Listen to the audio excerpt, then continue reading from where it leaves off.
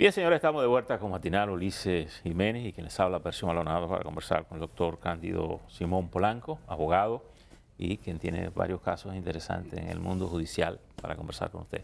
Bienvenido y yo creo que hay tiempo de desearle un excelente año. Sí, sí, yo espero que... Los abogados estamos muy bien, porque el país está muy mal. ¿Sabes que los abogados vivimos de las crisis? Sí, eso dicen. Cuando todo está mal, los abogados están muy bien. Aquí habría que decir, que no fuera así. como dijo un empresario español en una ocasión, lo que es bueno para mí a veces no es bueno para España. Sí, eso sí. Entonces aquí cuando los abogados están bien, no es bueno. Es porque las cosas Usted no tiene algunos casos que tiene que ver con ese malestar social. El caso de Marlin Martínez, el famoso caso de la madre y cómplice del asesinato de la niña en Salcedo, y tiene también me han perdido el cariño por eso. el caso de... Discúlpeme, pero Sí, he visto que no le pierdan el respeto. He visto la Comisión de Derechos Humanos que le ha pedido que deje el caso, abandone el caso. pues no me lo han dicho, debieron decirlo. Bueno, lo hicieron público, por lo menos lo publicaron. Debieron tomar el respeto Y de dirigirme una comunicación o llamarme, porque ellos tienen mis números. Exacto. Y el otro caso es el caso de San Pedro, el famoso caso del empresario que apuñaló su pareja o su expareja. Sí. Bueno, para ese caso precisamente voy a verle un momentito. No me agrada mucho, y lo debo decir de entrada. No me agrada mucho manejar ese tipo de casos en que hay temas de violencia de género, a pesar de que tengo una posición muy crítica de la política pública del Estado con el tema de violencia de género o de protección a la mujer, porque el Estado fracasó. Fíjate que en este año, en el tema de protección a la mujer, este año no encontraban los números. A las muertas la cuenta como si fueran ganado ahora. En vez de evitar que la maten, el Estado en evitar que maten a las mujeres en la relación de pareja fracasó. Fíjate que uno dice, no, que fueron 80 del año recién pasado, no, que fueron 88, otros dicen, no, fueron 177, como si lo que importara fuera cuántas mataron, sino cuántas evitaron que mataran. Por ejemplo, la Fiscalía del Distrito, la fiscal del distrito, hizo un reporte recientemente que ese sí me agradó. Dice que redujo en el año en un 72% el tema de los feminicidios. Eso es política pública, preventiva, pero el Estado con el tema de la... Eso es en el distrito, doctor. En el distrito nacional. Con una política pública estratégica Bueno, para intervenir rápido. quizá, porque el hombre no tiene escenario para ir a presentar su queja. Quizá esos informes también había que verlo con cierta reserva, porque el problema es que no siempre califican de buena manera la muerte, la causa de la muerte. Matan a una mujer y a veces lo ponen como feminicidio cuando el objetivo es claro. Otras veces no es tan claro, entonces lo meten como un asesinato cualquiera. Incluso el tema del feminicidio. Primero, eso es un concepto erróneo. Se debe llamar uxoricidio, que es el término correcto. ¿Cómo debe llamarse? Uxoricidio, cuando la muerte ocurre en ocasión de una relación de pareja y además de eso, cuando la mata por el hecho de ser mujer. Porque lo que la ley persigue proteger es el derecho a no ser discriminado por ser distinto. Ese es el bien jurídico a proteger.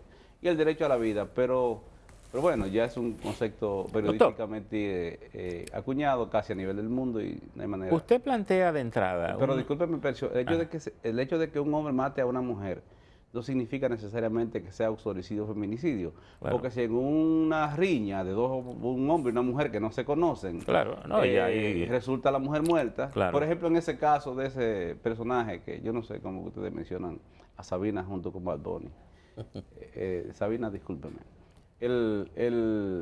Ahí en un centro de diversión en Punta Cana, creo que...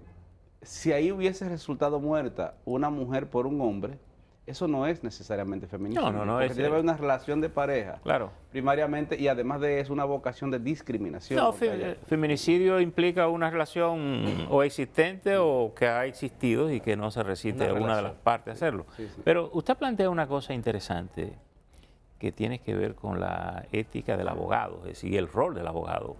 Sí. Cuando usted dice que por el caso de Marlin Martínez no lo quieren mucho. No me refiriéndose a que alguna gente ha objetado que usted tome ese caso. ¿Cómo deben manejarse los abogados? Porque los abogados bregan precisamente con la parte dañada de la sociedad. Es decir, el abogado aparece cuando alguien está en problemas. Claro. Sobre todo el abogado penalista. Sobre todo el abogado penalista. Trabajamos con la parte, la miseria de los humanos. ¿A dónde entra el abogado en conflicto aquí? Mira, no tiene por qué entrar en conflicto. Por ejemplo, en el caso de Mana, yo no pretendo defenderla como inocente, sino como persona.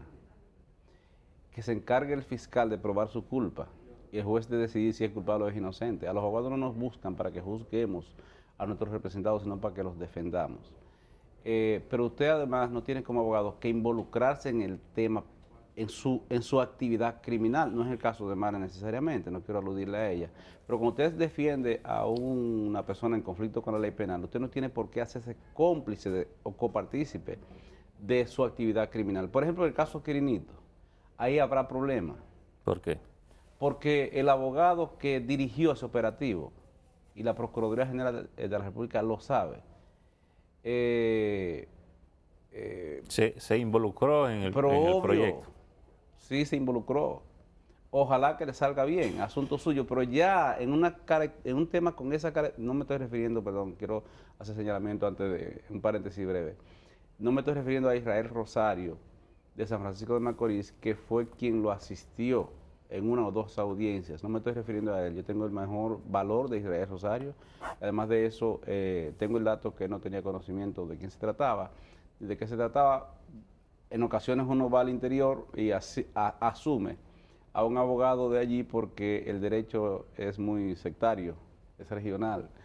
Y el código lo interpreta de manera local, en función del local donde esté el juez, porque la Suprema Corte de Justicia no ha creado una orientación jurisprudencial que le permita a los jueces, a los demás jueces, interpretar el código de una sola manera. Entonces, cuando va un abogado de la capital que sale en los medios y un juez lo ve allá y los fiscales, si entra solo, no cae bien. Entonces, son estrategias del litigio. Entonces, generalmente uno se hace asistir de un abogado del área. Además, conocen las interioridades de ahí. Y en ese caso a Israel lo buscaron para que asistiera a Quirinito. Por eso hago la observación, que no tiene que ver con ese tema. Ahora, en casos, cuando usted se involucra en las gestiones para la comisión de un delito, ya ese no es un tema de ética, es una cuestión de delincuencia. Aunque hay un viejo dicho en el ejercicio de abogado que dice que el abogado le dice a su cliente: a mí usted dígame la verdad, que yo me ocupo de lo otro. Usted sabe que yo casi nunca le pido al cliente que me confiese nada. Yo no soy cura. Uno hace su propia averiguación y diseña un plan de estratégico. E incluso si el cliente te informa y te da toda la información, por ejemplo, en un caso de narcotráfico, acá a mí casi nunca me buscan. Ellos tienen su equipo de abogados muy buenos, por cierto, y lo prefieren a ellos, casi nunca me buscan. Ahora, un narcotraficante, por ejemplo, ahí anda una información de 1.570 kilos de droga. El país se ha convertido en un almacén de droga. Yo no sé dónde están los que deben evitar que entre la droga aquí. Eso nunca lo procesan. Acaban de hacer cambios en los cuerpos de los aeropuertos y puertos. Esa es una buena medida. Y vienen también revisar el tema del sur. Porque antes entraba por el este, ahora hay problemas con el sur. Pero el punto es que cuando una persona de esta naturaleza te dice, por ejemplo, quién es el dueño, a partir de ahí tú eres un objetivo. Porque le va a llegar al dueño de esa droga en un momento determinado que esa persona que está siendo procesado, que está siendo defendido, se lo dijo a su abogado. Entonces ya el abogado sabe quién es el dueño. A partir de ahí, hasta por seguridad, tú te conviertes podrías convertirte en un objetivo. Yo generalmente no le requiero que me confiesen su verdad. Uno hace su propia averiguación. Además, usted, si te lo dice, usted no tiene que asumir necesariamente una defensa de inocencia, porque hay diferentes maneras de defender a la gente. Hay defensas de coartadas, por ejemplo, en que tú impugnas un acto del procedimiento que tumba el caso completo. Un acto de allanamiento mal redactada, una orden de arresto mal hecha. ¿Ese fue el caso de esos 1.570 kilos? No, en el caso, eso no he desarrollado todavía bien, pero yo no soy abogado de ellos tampoco, ni creo que me busquen porque ellos tienen un equipo de abogados que se manejan en ese tema. Pero lo que te quiero significar es que tú no tienes necesariamente como abogado que asumir, adoptar una posición en connivencia con el cliente, pero además la Constitución de la República prevé la posibilidad de que el imputado guarde silencio. Entonces el abogado no tiene por qué estarle confesando cosas a un fiscal que le haya confesado. Pero en el caso... La ética del abogado es un tema complejo. Sí, no complejo. No por es la moral ejemplo, formal. en el caso de la señora Martínez, involucrada en el caso del asesinato de esta niña Emily, que después vi que han agregado ahora a las 2 trabajadoras de la casa. Eso fue para neutralizarla como testigo. Esa señora habían ido 3 veces a la fiscalía, a la citación de ella, la habían entrevistado y le han dicho lo mismo cada vez. Pero lo que pasa es que el Ministerio Público anda buscando cómo colocar a Marlene en el asesinato. Y eso ha resultado sumamente difícil. ¿Y no lo está? Porque cometieron el error de colocarla en primer plano. Ustedes de eso de comunicación saben, lo colocaron en primer plano y resulta que ella, el día que mataron a esa joven, un miércoles, salió a las 6 de la mañana de Cenoví con la mamá del papá de Emily, que eran vecinos y amigos. Marlene es política y los políticos hacen muchísimos favores. Venía a gestionarle visa en la embajada, creo que de Italia o de Suiza, que dicen que ella hacía viajes ilegales. Yo no sé de qué se trata, si hace viaje ilegal una persona que te lleve a ayudarte a sacar visa en la embajada, en el consulado, perdón. Y se pasó el día entero con esa señora aquí y otra señora que además le consiguieron la visa y una de ellas viajó. Y además un tema más, Percio, importante. Ella se reunió aquí con importantes dirigentes de su partido ese día y llegó a San Francisco, a Cenoví de nuevo como a las 7:30, 8 de la noche. Pero fíjese, por ejemplo... materialmente no era posible que ella participara en la muerte de Isis. En el caso de ella que participó en la rueda de prensa con el hijo, haciendo el llamado cuando ya todo el mundo sabía que habían hecho todo el esfuerzo de desaparecer el cuerpo, ¿cómo queda ella en el proceso? ¿Cómo considerar inocente a alguien? Se lo voy a decir como lo estoy pensando. Ante los medios de comunicación y la opinión pública, muy mal. Muy mal. Ahora, ante la justicia, nada pasaría. Porque por eso dije que la ética de la justicia es distinta a la ética común. Por ejemplo, ustedes como comunicadores pueden recoger una información en un basurero y no tienen que decir dónde la encontraron, porque tienen el derecho constitucional a guardar el secreto de la fuente. En justicia el secreto tiene límites, hay momentos tienes que develarlo y además de eso usted tiene que, si recoge una evidencia de un basurero, tiene que levantar unas actas, unas cosas y decir, bueno, yo lo encontré en un basurero, lo encontré debajo de un puente, en estas circunstancias, hacer imágenes fotográficas y no editarlas. Por ejemplo, y ustedes sí editan. Es que en justicia 2 más 2 no son necesariamente 4. En el caso de Marlene, yo no lo hubiese llevado a esa declaración de prensa, porque ante la opinión pública quedaba mal y quedó muy mal, pero en justicia eso no tiene consecuencia. Oiga, ¿por qué? Porque el Código Penal prevé que si usted oculta a un prófugo, y Marlon ahí no lo era todavía, su hijo, una persona común si lo oculta, podrían sancionarlo hasta 2 años de prisión, excepto si es su madre. ¿Y se ocupa el cuerpo? Si ocultar el cuerpo, la pena máxima son 2 años también, de 6 meses a 2 años de privación de libertad. En el caso de Marlene, penalmente objetivo, la imputación objetiva hasta este momento ante los medios de comunicación y en justicia es de que ella supuestamente le habría pagado a alguien para que ocultase el cadáver. Una cosa es ocultamiento del imputado, que sería el caso de Marlon, que ella no lo ocultó porque esa noche lo protegió y al otro día lo entregó a la justicia. Y hay testigos a quienes lo llevaron a la justicia que ella se lo entregó formalmente al otro día. Pero eso es una cosa, ocultamiento, digamos, de un prófugo. Si la madre lo hace, la ley le exime de responsabilidad penal. Ahora, si es del cadáver, la ley establece que la pena para el que lo oculte, para el que ejecute el hecho material, son de 6 meses a 2 años, que sería más o menos la imputación en ese sentido al boli, que dicen que ella le habría pagado 100,000 pesos al boli para que hiciera eso. En ese caso entra en complicidad ella, no en autoría. La ley establece que al cómplice se le asignaría o se le condenaría a la pena inmediatamente inferior que al autor. Eso significaría, aunque duela lo que voy a decir, que posiblemente la pena máxima de Marlene sería de 3 meses a 6 meses de prisión. En lo máximo a 2 años. La Fiscalía tiene ahora un serio conflicto porque no encuentran cómo colocar a Marlene en el asesinato en justicia, porque en los medios de comunicación la colocaron en ese escenario y la han puesto a ella en primer plano como si fuese ella la que debiera estar en primer plano. Mire, doctor. Ese es un conflicto que ellos tienen seriamente. Por eso es que andan buscando alrededor. Incluso tengo el dato de que ellos persiguen arrestar a un hermano de ella que habría sido el que le habría enviado el dinero. Vamos a esperar a ver qué hacen, porque hay bastante información documentada de que es usual que ellos se prestaran dinero. O sea, la Fiscalía tiene una condición muy crítica respecto de ella. Yo soy abogado de ella y hablo en esa condición.